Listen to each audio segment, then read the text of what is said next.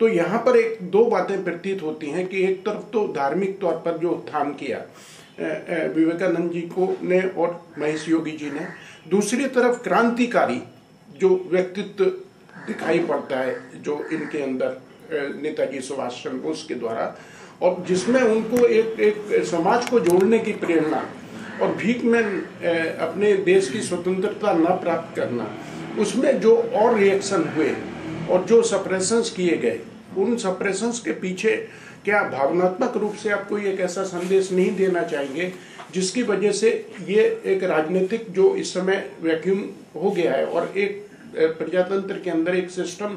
एक orientations, corruption orientations की तरफ ये डेरिवेट होने लगा है, इस पर कायस्थों का, अगर वो लोग शांत स्वभाव के थे और वो अपने को एक्सपोज नहीं करना चाहते थे, तो इनमें दोनों में तालमेल बिठाने के लिए आपने क्या सोचा है और किस तरीके से आपने ये बताया कि अगर इस तरह की यात्रा की जाए, जिसके लिए मैं आगे प्रयास करूंगा और मैं एक जन चेतना स्थापित करूंगा और इसको मीडिया के द्वारा मैं ये चाहूंगा भी कि ये सबके पास संदेश जाए। आप एक अंतिम संदेश के तौर पर एक जो देना चाहें इस यात्रा के संदर्भ में कि इसका उद्देश्य के साथ साथ और क्या क्या आपको चाहिए, जो लोगों से डिमांड किया जाए, जो कि इस देश के स्वतंत्रता और इसकी स्वाधीनता और इसकी जो कल्चर और हमारे ट्रेडिशंस है और ये जो वासुदेव कुटुंबकम का जो सिद्धांत है, और एक इसके संदर्भ में और भी जानना चाहूँगा कि जो हमारे खान पीन की आदत है, उस खान पीन में चित्रगुप्त जी के कॉन्टेक्स्ट में आप क्या क्या कहना चाहेंगे, क्योंकि लोगों ने ये कहा कि अगर कायस्थ है और वो अगर वेजिटेरियन है तो ये कायस्थ हो ही नहीं सकता। तो ये भ्रांतियां जो लोगों के दिमाग में है, इसके विषय में भी थोड़ा प्रकाश डालें। एक तो यात्रा के जो उपलक्ष्य में हम लोगों को क्या करना है और हमारे मतलब अगर इतनी विवेक है तो इसमें हमारा वेजिटेरियनिज्म के प्रति आपका क्या रुख है और क्या कायस्थों का रुझान रहा, इसको भी बताने का कष्ट करें। हमारा इस पे सोच है कि जो मैं तो अभी संक्षिप्त में आपको बताऊंगा, पूरा हर चीज का अब मेरे पास है और हर पूरी योजना है जी। सबसे पहले तो मैं बता दूं कि वैदिक युग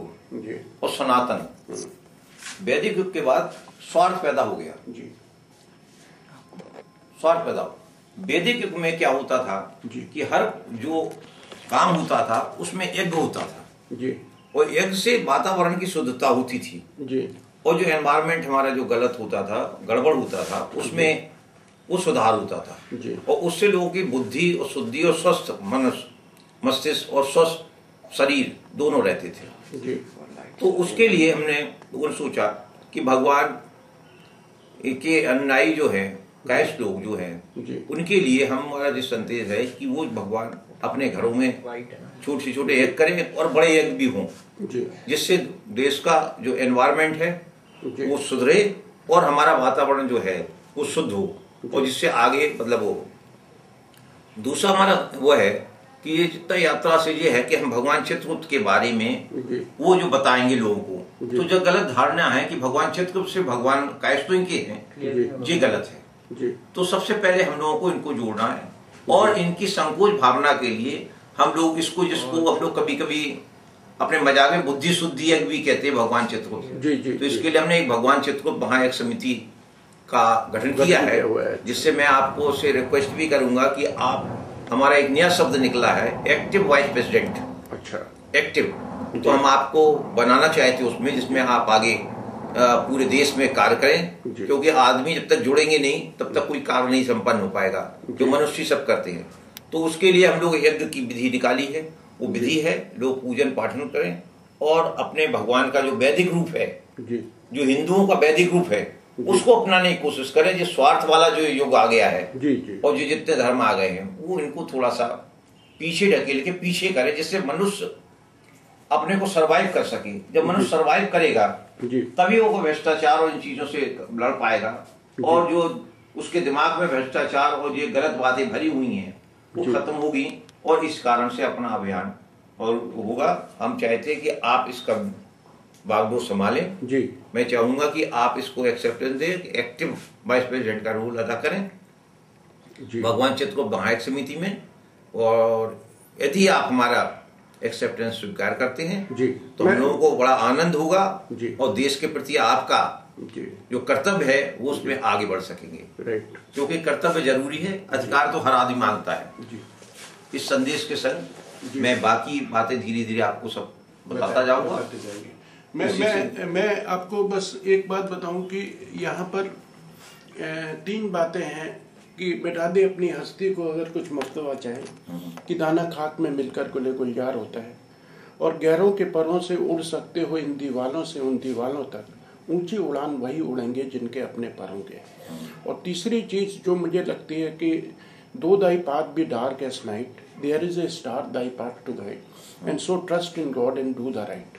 तो there is not to make reply, there is not to reason why, here is only do and die. तो मैं उसी भावना से ये चारों चीज़ों के जुड़े होने के साथ मैं इसमें अपना कार्य जरूर संपादित करना चाहूँगा,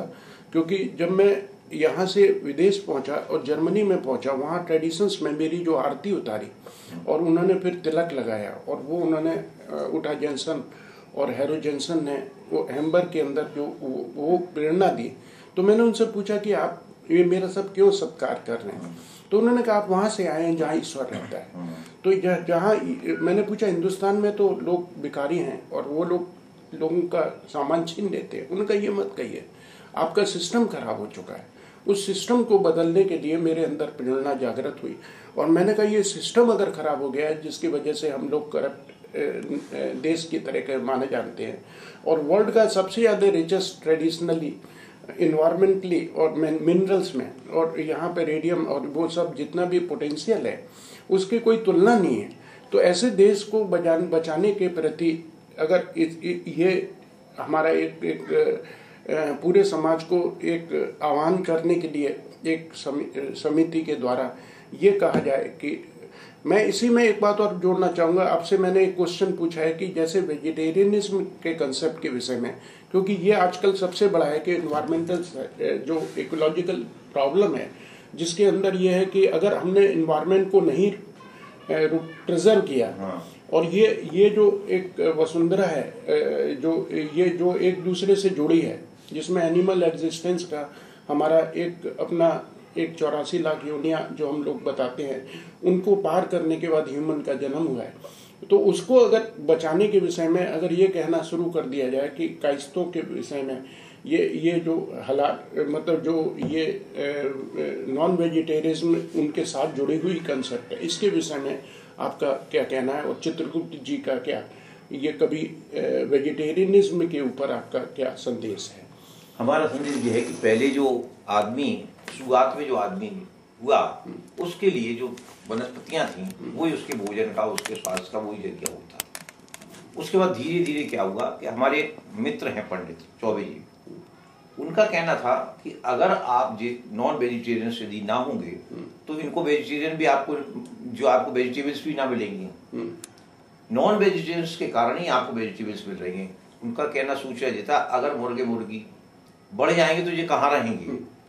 या जो बकरे बढ़ जाएंगे तो कहाँ रहेंगे, इस प्रकार। मगर उनका गाय चीज दूसरी है, गाय को उन्होंने अलग करके रखा, भैंसे पड़वे इनको तो अलग कर वो उनके संग रखा, मगर इनको गाय के लिए उन्होंने अलग बताया। वो मैं कभी विचार दूंगा। दूसरा हमारा इसमें सबमिशन ये है कि भ्रष्टाचार के लिए जो सोचते हैं हम लोग, हमारी और उनमें दो बातें यदि हम लोग सोच ले, और इसको हम लोग जनमानस को भी देना चाहेंगे संदेश भ्रष्टाचार के लिए। यदि हम हिंदुस्तान में दो चीजें एक आइडेंटिकल और सबके लिए उपलब्ध करा दे, एक तो एजुकेशन और दूसरा हम हेल्थ। अगर हम एजुकेशन सबके लिए आइडेंटिकल एजुकेशन एक सा सिलेबस हिंदुस्तान भर में एक सा हो, और स्कूल्स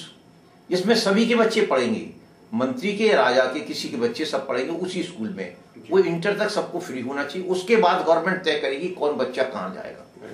ये उसके हाथ में होना चाहिए, फ्री होना चाहिए, ये नहीं कि आधा फ्री आधा वो ये। तो इससे कोई भी पॉलिसी, और ना तो रिजर्वेशन पॉलिसी पे आड़े आएगी ना कोई आएगी। दूसरा हेल्थ, यदि हर व्यक्ति को अच्छे हॉस्पिटल्स हो और एक सी हेल्थ मिले, मतलब हेल्थ सर्विसेज जो आपको उपलब्ध है वो एक भिखारी को भी उपलब्ध हो, उनको भी। तो भ्रष्टाचार दो ही वजह से होता है। भ्रष्टाचार आदमी दो बदना, या तो बच्चों की वजह से या अपने स्वास्थ्य की वजह से। और जब दोनों के लिए आपको परवाह ना होगी,